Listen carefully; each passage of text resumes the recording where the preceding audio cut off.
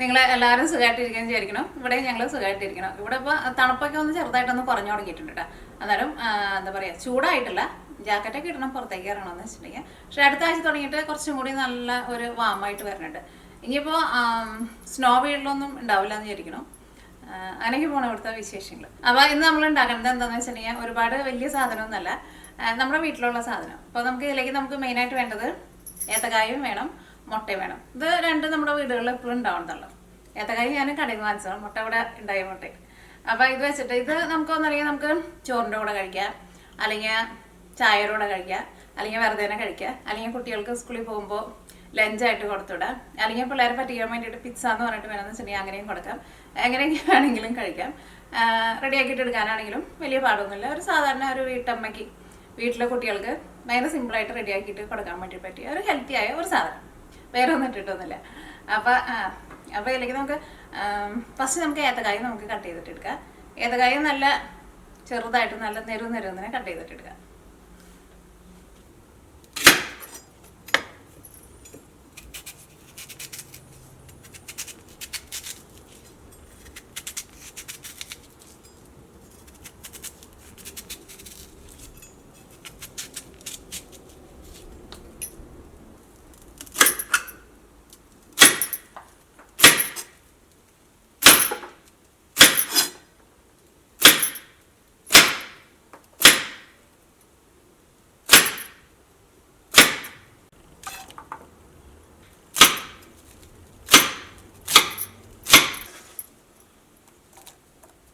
ഇത് നന്നായിട്ടൊന്ന് കഴുകിയെടുക്കട്ടെ. അപ്പോൾ നമ്മൾ നന്നായിട്ട് കഴുകിയെടുത്തിട്ടുണ്ട്. ഇത് നമ്മൾ ഫസ്റ്റ് നമുക്ക് ഏത്തക്കായ നമുക്ക് വേവിച്ചെടുക്കണം. അപ്പോൾ നമുക്ക് കായ വേവിക്കാൻ വേണ്ടിയിട്ട് ഇതിലേക്ക് നമുക്ക് ആവശ്യത്തിന് വെള്ളം ഒഴിക്കാം. ഒന്ന് മുങ്ങി കിടക്കാൻ ആവശ്യത്തിനുള്ള വെള്ളം, അതിൻ്റെ മുകളിലേക്ക് ഒട്ടും നിൽക്കണ്ട. സാധാരണ നമ്മൾ ഏത്തക്കായ വേവിക്കുന്ന പോലെ. ഞാനിതിൽ നിന്ന് വെള്ളം ഊറ്റി കളയുന്നില്ല. അപ്പോൾ നമ്മുടെ ഏത്തക്കായ ഇവിടെ ഇരുന്നിട്ട് വേവട്ടെ. നമുക്കൊരു മീഡിയം ഫ്ലെയിമിൽ മൂടി വയ്ക്കാം. ഇനി നമുക്ക് ഇതിലേക്കുള്ള ഒരു എന്താ പറയുക, ഇതിലേക്കുള്ള ഒരു മസാല നമുക്ക് റെഡിയാക്കണം. അപ്പോൾ അതിലേക്ക് നമുക്ക് സവോളയും കുറച്ച് സാധനങ്ങളൊക്കെ നമുക്കൊന്ന് കട്ട് ചെയ്തിട്ടെടുക്കണം. അപ്പോൾ ഈ കായ വേവുന്ന സമയത്ത് അതൊക്കെ നമുക്കൊന്ന് കട്ട് ചെയ്തിട്ടെടുക്കാം. എന്താ നോക്കിക്കേ, ഒരു 1.5 സവോള എടുത്തിട്ടുണ്ട്. ഇത് ഒരുപാട് വലുതല്ലോ കേട്ടോ. ഇത് നമുക്ക് നല്ല ചെറുതായിട്ടൊന്ന് കട്ട് ചെയ്തിട്ടെടുക്കാം.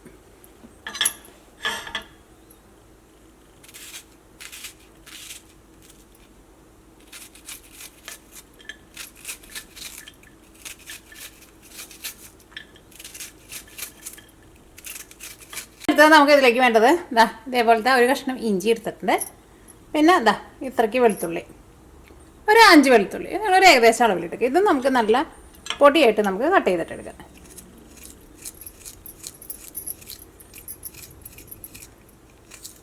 സാധിച്ചിട്ട് ഇടുന്നുണ്ട് കേട്ടോ. അപ്പോൾ നമ്മൾ അതെല്ലാം കൂടിയിട്ട് ഒരു സ്ഥലത്ത് ഇങ്ങനെ കട്ട പിടിച്ച പോലെ കിടക്കും.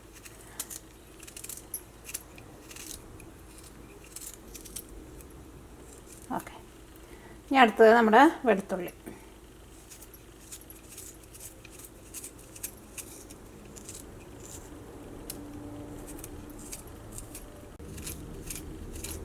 ഞാനിങ്ങനെ കട്ട് ചെയ്യുമ്പോൾ ചിലപ്പോൾ നിങ്ങൾ വിചാരിക്കുന്നുണ്ടാവും ഇത് എന്തുകൊണ്ടാണ് ഇങ്ങനെ കട്ട് ചെയ്യുമ്പോൾ കൈമ മാർക്ക് വീഴില്ലെന്ന്. അമർത്തി പിടിച്ചിട്ടാണ്. നോക്കിക്ക് കൈമ ഒട്ടും മാർക്കൊന്നും വീഴില്ല കേട്ടോ. അത് ചില കത്തികളുടെ പ്രത്യേകത കേട്ടോ. ഞാൻ നാട്ടിൽ ചെന്നിട്ടുണ്ടെങ്കിൽ എനിക്ക് ശരിക്കും നാട്ടിലെ കത്തി വെച്ചിട്ട് എനിക്ക് കട്ട് ചെയ്യാൻ ഒട്ടും പറ്റില്ല. കാരണം ഇങ്ങനെ കട്ട് ചെയ്തിട്ടുണ്ടെന്ന് വെച്ചിട്ടുണ്ടെങ്കിൽ കൈമ ഈ കത്തിയുടെ ഒരു മാർക്ക് വരില്ലേ, ഒരു അടയാളം വരില്ലേ, അത് വരും.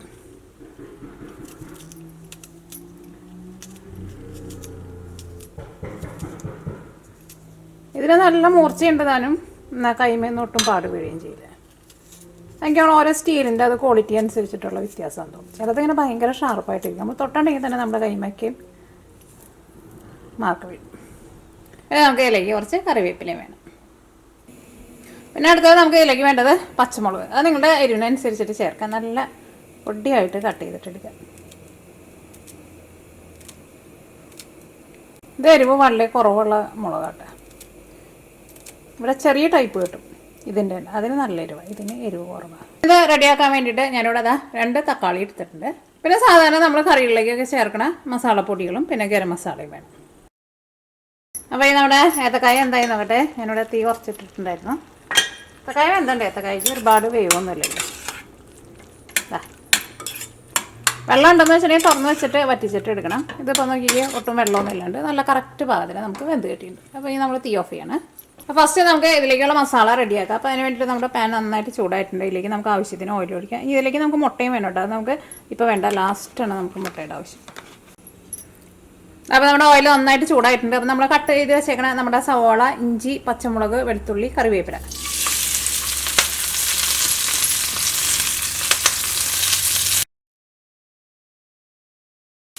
അപ്പോൾ സവോളയ്ക്ക് നന്നായിട്ട് വഴന്ന് വന്നിട്ടുണ്ട്. ഇനി നമുക്ക് ഇതിലേക്ക് മസാലപ്പൊടികൾ ചേർക്കാം. ഇത് നമുക്ക് മഞ്ഞൾപ്പൊടി ചേർക്കാം. മഞ്ഞൾപ്പൊടി ഞാനിതിലേക്ക് ഒരു 1/4 ടേബിൾ സ്പൂണാണ് ചേർക്കുന്നത്.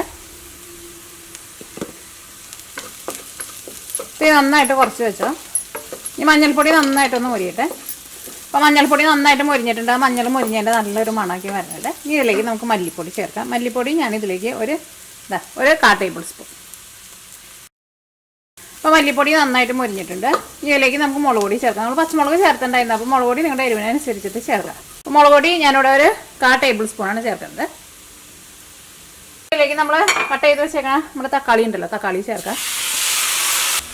ഇതിലേക്ക് ആവശ്യത്തിന് ഉപ്പ് ചേർക്കാം. ഇനി നമുക്ക് ഇതിലേക്ക് ഗരം മസാല ചേർക്കാം. ഗരം മസാല കുറച്ച് സാധാരണ നമ്മൾ കറിയിലേക്ക് ചേർക്കുന്നതിനേക്കാളും കുറച്ച് കൂടുതൽ ചേർക്കുന്നുണ്ട്. കാരണം ഇനി ഇതിലേക്ക് നമ്മുടെ ഏത്തക്കായ, മുട്ട ഇതെല്ലാം കൂടിയിട്ട് വരുമ്പോൾ അതിലേക്കും കൂടിയിട്ടുള്ളൊരു ഇത് വേണം. നമ്മുടെ ഗരം മസാലയുടെ ആ ഫ്ലേവർ നമുക്ക് കിട്ടണം. അപ്പോൾ അതനുസരിച്ച് കുറച്ച് ഗരം മസാല കൂടുതൽ ചേർക്കാം. നമുക്കൊരു മീഡിയം ഫ്ലെയിമിൽ മൂടി വെച്ചിട്ട് നമ്മൾ തക്കാളി നന്നായിട്ടൊന്ന് സോഫ്റ്റായിട്ട് വരട്ടെ. തക്കാളി നല്ല സോഫ്റ്റായിട്ട് വരണം.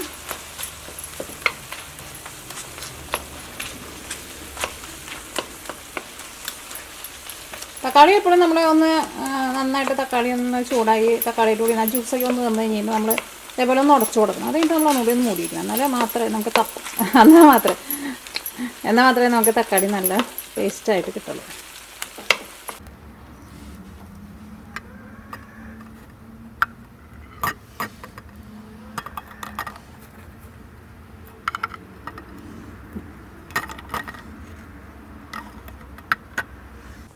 ഇനി അടുത്തത് ഞാനിവിടെ ഒരു 6 മുട്ട എടുത്തിട്ടുണ്ട്. ഇതിലേക്ക് നമുക്ക് കുറച്ച് ചില്ലി ഫ്ലേക്സ് ചേർക്കാം. ക്രഷ് ചെയ്തിട്ടാണ് ഉണക്കമുളക്, കുറച്ച് കുരുമുളക് പൊടി,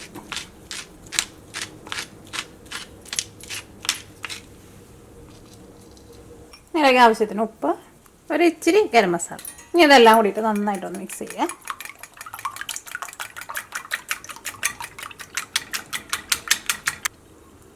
നമ്മുടെ മുട്ട നന്നായിട്ട് മിക്സ് ആയിട്ടുണ്ട്. ഇനി ഇതിവിടെ ഇരിക്കട്ടെ. നോക്കിക്കേ, ഇപ്പോൾ നമ്മുടെ തക്കാളി നല്ല പേസ്റ്റ് പോലെ ഒട്ടും കട്ട് ചെയ്യുന്നില്ലാണ്ട് നന്നായിട്ട് ഉടഞ്ഞു വന്നിട്ടുണ്ട്. ഇത് ഓയിലൊക്കെ ആയിരുന്നാലും ഒന്ന് തെളിഞ്ഞ് വന്നിട്ടുണ്ട്. അതുതന്നെ തക്കാളി ഒന്ന് അത്യാവശ്യം നന്നായിട്ട് കിടന്നിട്ട് വേവണം. എന്നാലും ആ തക്കാളിയുടെ ഒരു പച്ച ടേസ്റ്റ് പോകുള്ളൂ കേട്ടോ. അല്ലെങ്കിൽ നമ്മൾ ഇതേപോലെ നമ്മളെപ്പോഴും തക്കാളി ഉണ്ടാക്കണതല്ലേ. അപ്പോൾ ഒന്ന് കുറച്ച് സമയം കിടന്നിട്ട് തക്കാളി ഒന്ന് മുരിയണം. എന്നാലും എപ്പോൾ നമ്മൾ ഉണ്ടാക്കിയാലോ അതിനൊരു ടേസ്റ്റ് ഉണ്ടാവുള്ളൂ. അല്ലെങ്കിൽ ഒരു വെള്ളച്ചൊവയും ഉണ്ടാവും. അപ്പോൾ ഇത് റെഡി ആയിട്ടുണ്ട്. തീ ഓഫ് ചെയ്യാം. ഇതിലേക്ക് നമ്മുടെ വേവിച്ച് വെച്ചേക്കണ നമ്മുടെ ഏത്തക്കായ ഉണ്ടല്ലോ, ഏത്തക്കായ നമ്മൾ ഇതിലേക്ക് ചേർക്കാണ്.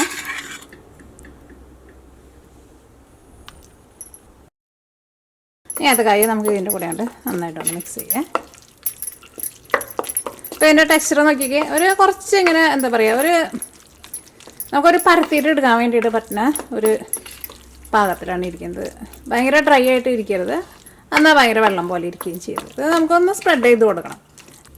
ഓക്കെ, അപ്പോൾ അത് കഴിഞ്ഞ് നമുക്ക് നീക്കി വയ്ക്കാം. ഇനി നിങ്ങൾ ഇതിൻ്റെ ടേസ്റ്റൊക്കെ നോക്കിയിട്ട് ഇതിലേക്ക് നിങ്ങൾക്ക് ഉപ്പ് വേണമെന്ന് വെച്ചിട്ടുണ്ടെങ്കിൽ അതനുസരിച്ചിട്ട് ഉപ്പ് ചേർക്കാം. ഗരം മസാലയുടെ ടേസ്റ്റ് കുറച്ചുകൂടി വേണമെന്ന് വെച്ചിട്ടുണ്ടെങ്കിൽ അതനുസരിച്ചിട്ട് ചേർത്ത് കൊടുക്കാം കേട്ടോ. അപ്പോൾ നമ്മുടെ ഇത് ഉണ്ടാക്കാനുള്ള നമ്മുടെ മിക്സിങ് റെഡി ആയിട്ടുണ്ട്. അപ്പോൾ ഇനി നമ്മൾ ഇത് റെഡിയാകാൻ വേണ്ടിയിട്ട് പോകണം. അപ്പോൾ അതിന് വേണ്ടിയിട്ട് ഞാനിവിടെ കുറച്ച് കുഴിയുള്ള ഒരു പാൻ എടുത്തിട്ടുണ്ട്. തീയണാകട്ടെ. ഇതിലേക്ക് നമുക്ക് ആവശ്യത്തിന് ഓയിൽ ഒഴിക്കാം. നിങ്ങൾക്ക് ഇഷ്ടമുള്ള ഓയിൽ റെഡിയാക്കിയിട്ട് എടുക്കാം.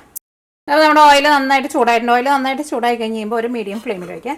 ഇതിലേക്ക് നമ്മൾ മിക്സ് ചെയ്ത് വെച്ചേക്കണ മുട്ടയുണ്ടല്ലോ, മുട്ട ചേർക്കാണ്. ഫുള്ളായിട്ട് ഇപ്പോൾ ചേർക്കണ്ട, ഇപ്പോൾ നമുക്ക് പകുതി ചേർക്കാം.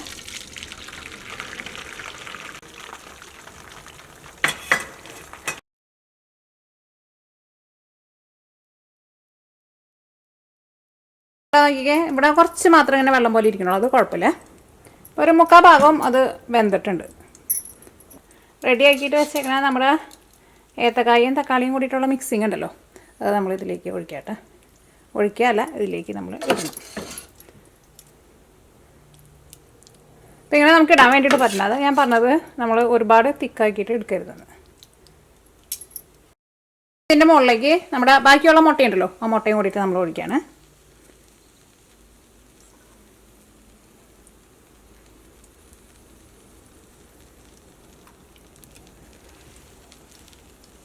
ഇതിപ്പോൾ ഫുള്ളായിട്ടൊന്ന് കവർ ചെയ്യാൻ വേണ്ടിയിട്ടുള്ള മുട്ടയിട്ടുണ്ട്. ഇങ്ങനെ നിങ്ങൾ മുട്ട ഒഴിക്കുമ്പോൾ മുട്ട എങ്ങനെ കുറവ് പോലെ ഇങ്ങനെ ഫുള്ളായിട്ട് കവർ ചെയ്യാൻ വേണ്ടിയിട്ട് പറ്റുന്നില്ല എന്ന് വെച്ചിട്ടുണ്ടെങ്കിൽ നിങ്ങളതനുസരിച്ചിട്ട് കുറച്ചും കൂടി മുട്ട എടുത്തിട്ട് ഒഴിച്ചു കൊടുക്കുക. ഇനി നമുക്കൊരു മീഡിയം ഫ്ലെയിമിൽ വെച്ചിട്ട് ഇത് നമുക്ക് മൂടി വയ്ക്കാം. പ്രത്യേകം ശ്രദ്ധിക്കുക, തീ ഒരുപാട് കൂട്ടി വയ്ക്കരുത് കേട്ടോ. കാരണം കൂട്ടി വെച്ചിട്ടുണ്ടെങ്കിൽ ഇതിൻ്റെ അടിഭാഗം പെട്ടെന്ന് കരിഞ്ഞു പോകും. ഇതിൻ്റെ ഈ ആ മോൾ ഭാഗം ഒന്ന് ഡ്രൈ ആയിട്ട് വരണം.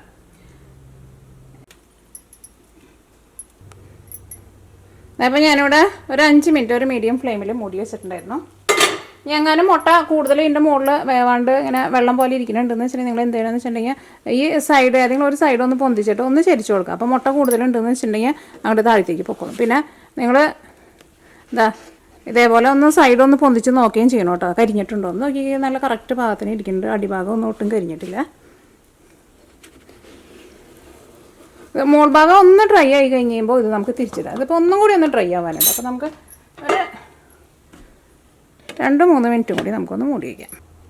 അപ്പോൾ ഞാനിവിടെ ഒരു 3-4 മിനിറ്റും കൂടിയിട്ട് ഞാനൊന്ന് മൂടി വെച്ചിട്ടുണ്ടായിരുന്നു. പിന്നെ മോൾ ഭാഗം ഒന്ന് ഡ്രൈ ആയിട്ട് വന്നിട്ടുണ്ട്. ഇതിലേക്ക് നിങ്ങൾക്ക് ചീസ് വേണമെന്ന് വെച്ചിട്ടുണ്ടെങ്കിൽ ചേർക്കുക. ചീസ് ചേർക്കണമെന്ന് ഒരു നിർബന്ധമില്ല.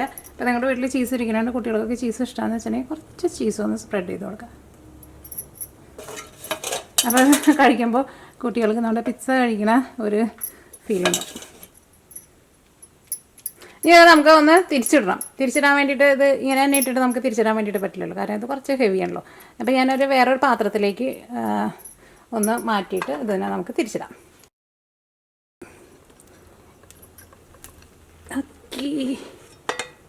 ഓക്കെ കുഴപ്പമില്ല, ഇട്ടിട്ടുണ്ട്. ഇനി ഇത് നമ്മൾ ഇങ്ങനെ തന്നെ നമ്മൾ ഈ പ്ലേറ്റിലേക്ക് ഇടാം കേട്ടോ. ആ മൂടി വയ്ക്കുന്ന സമയം നിങ്ങളത് എടുക്കണ പാൻ്റെ അനുസരിച്ചിട്ടിരിക്കും. ചെറിയ പാനാന്ന് വെച്ചിട്ടുണ്ടെങ്കിൽ നല്ല തിക്കായിട്ടിരിക്കുമല്ലോ, അപ്പോൾ അത് മൂടി വെച്ചിട്ടുണ്ടെങ്കിൽ ചിലപ്പോൾ അതനുസരിച്ചിട്ട് സമയം കൂടുതലിടും.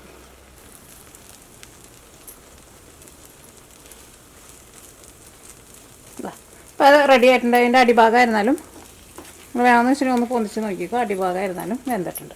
ഓൾറെഡി വെന്തിട്ടുണ്ടായിരുന്നു, മുട്ടയുടെ ചെറുതായിട്ട് ഇങ്ങനെ ഉണ്ടായിരുന്നല്ലോ. അപ്പോൾ ഇങ്ങനെ തീ ഓഫ് ചെയ്യണം. ഇനി ഇത് നമുക്കൊരു സർവിങ് പ്ലേറ്റിലേക്ക് പകർത്താം.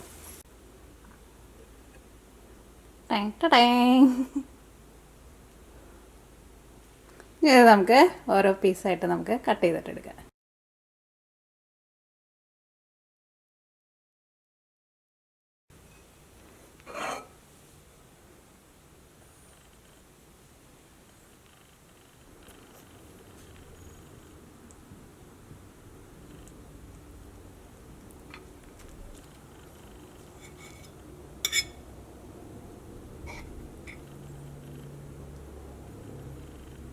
ഇത് ഞാനൊന്ന് ടേസ്റ്റ് ചെയ്ത് നോക്കട്ടെ. ഇത് കഴിക്കുമ്പോൾ ചൂടാറിയാലും കുഴപ്പമൊന്നുമില്ല, പക്ഷേ എന്ത് സാധനം ചൂടോട് കൂടിയിട്ട് കഴിക്കുമ്പോൾ അതിനൊരു പ്രത്യേക ഒരു ടേസ്റ്റ് ഉണ്ടാവുമല്ലോ. കുട്ടികൾക്കൊക്കെ ആയിരുന്നാലും ലഞ്ചിനൊക്കെ കൊടുത്തേക്കട്ടെ, കാരണം അത് ചൂടാറിയാലും ഇത് കഴിക്കാൻ വേണ്ടിയിട്ട് നല്ല ടേസ്റ്റ് തന്നെയാണ്. മുട്ടയ്ക്ക് എപ്പോഴും പൊരിച്ചിടാറുണ്ട്, കായൊക്കെ നമ്മളെപ്പോഴും വീടുകളിൽ വളർത്താറുണ്ട്. പക്ഷേ ഇതേപോലെ ഇങ്ങനെ നമ്മളൊരു കോമ്പിനേഷനിൽ നമ്മളങ്ങനെ ചെയ്യാറില്ലല്ലോ. നിങ്ങൾ ട്രൈ ചെയ്ത് നോക്കാം. ഇത് നമുക്ക് ചോറിൻ്റെ കൂടെ വേണമെന്ന് വെച്ചിട്ടുണ്ടെങ്കിൽ ചോറിൻ്റെ കൂടെ കുഴച്ച് മിക്സ് ചെയ്ത് അങ്ങനെ വേണമെന്ന് വെച്ചിട്ടുണ്ടെങ്കിൽ അങ്ങനെ കഴിക്കാം. അല്ലെങ്കിൽ പിള്ളേർക്ക് സ്കൂളിൽ കൊടുത്തേക്കാൻ വേണ്ടി പറ്റിയ ബെസ്റ്റ് സാധനം അത്. കാരണം നല്ല ഹെൽത്തിയാണ് താനും. അങ്ങനെയൊക്കെ ഒരു ഷേപ്പൊക്കെ കാണുമ്പോൾ കുട്ടികൾക്ക് എന്താണ് കഴിക്കാൻ വേണ്ടിയിട്ട് കഴിക്കുമ്പോൾ കാണാൻ തന്നെ ഒരു ഭംഗിയുണ്ട്. അപ്പോൾ എന്തായാലും കഴിക്കാനും അവർക്ക് തോന്നും. അപ്പോൾ കായ കട്ട് ചെയ്യുമ്പോൾ നല്ല ചെറുതായിട്ട് കട്ട് ചെയ്യണം കേട്ടോ. എന്നാൽ മാത്രമേ നമ്മുടെ ആ തക്കാളിയുടെ മിക്സിങ്ങിൻ്റെ കൂടെ അങ്ങോട്ട് ചേർന്ന് പോകുള്ളൂ. അപ്പോൾ നമ്മൾ ട്രൈ ചെയ്ത് നോക്കാം. അപ്പോൾ നമുക്ക് നാളെ വേറൊരു പുതിയ റെസിപ്പി ആയിട്ട് വരാം. ഞാനിത് ഉച്ചയ്ക്ക് ചോറിനുമ്പോൾ ചോറിൻ്റെ കൂടെ ഇട്ടിട്ട് ഇങ്ങനെ ഞരടി അങ്ങനെ കഴിക്കും.